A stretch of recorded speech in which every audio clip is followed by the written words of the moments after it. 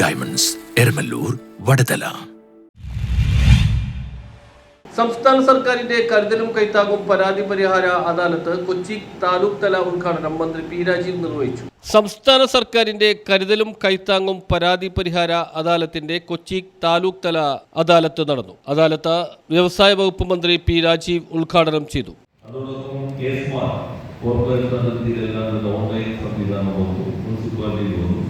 പഞ്ചായത്തിലേക്ക് കൂടി വ്യാപിക്കുകയാണ്.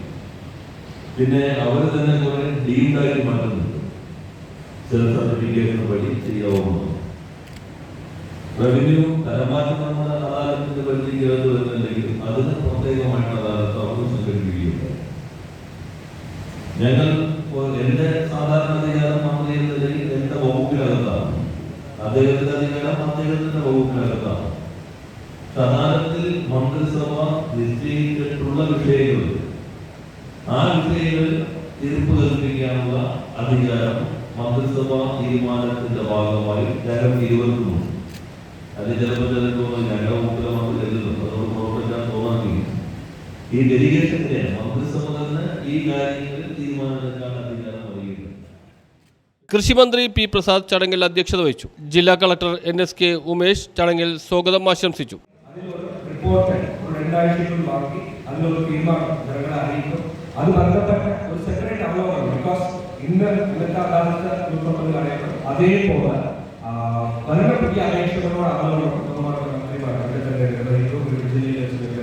സോ ഒന്നുകൂടി പുതിയ അപേക്ഷകൾ കൊടുക്കുന്നത് അത് ബന്ധപ്പെട്ട കൊടുത്തിട്ട് പോകാവുന്നതാണ്. ഓൾറെഡി രജിസ്റ്റർ ചെയ്ത് ടോക്കൺ നമ്പേഴ്സ് കൊടുത്തിട്ടുള്ളവർ 1 by 1 പിടിച്ച് നമ്മളിത് ഓരോരുമായിട്ട് ടേക്കപ്പ് ചെയ്ത് മേയർ M. അനിൽകുമാർ, MLA-മാരായ KJ Maxy, K. Unnikrishnan, councillor K. Manaf, additional ജില്ലാ magistrate Vinod Raj, Fort Kochi sub collector K. Meera എന്നിവർ സംസാരിച്ചു.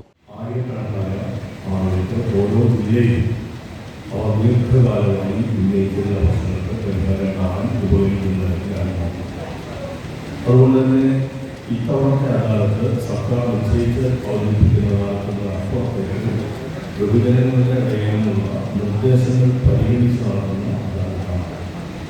വിവിധ മേഖലയിലുള്ള ആളുകൾ ഇത്തരം അദാലത്തിലൂടെ സഹായകരമായ നിലപാട് സ്വീകരിക്കാൻ അവർക്ക് അനുകൂലമാക്കാൻ കഴിയും. അതുകൊണ്ട് വളരെ വ്യക്തമായി തന്നെ പറഞ്ഞു, ഇതിൻ്റെ കാരണങ്ങൾക്കൊക്കെയാണ് വ്യക്തമായി പരാതി തരേണ്ടത്, അല്ലാതെ തരേണ്ടതില്ല. കാരണം അത് പരിഹരിക്കാൻ പറ്റാത്തത്, അത് വേറെ പറഞ്ഞിരിക്കുന്നത്. അപ്പം അതുകൊണ്ടാണ് അതുകൊണ്ട് തന്നെയാണ് നമുക്കറിയാം വളരെ ആൾക്കാർ കേരളം അങ്ങനെ ഒരുപാട് വിഷയങ്ങളൊക്കെ പലപ്പോഴും നമ്മൾ പരിഹരിച്ചു കൊണ്ടുള്ളതാണ്.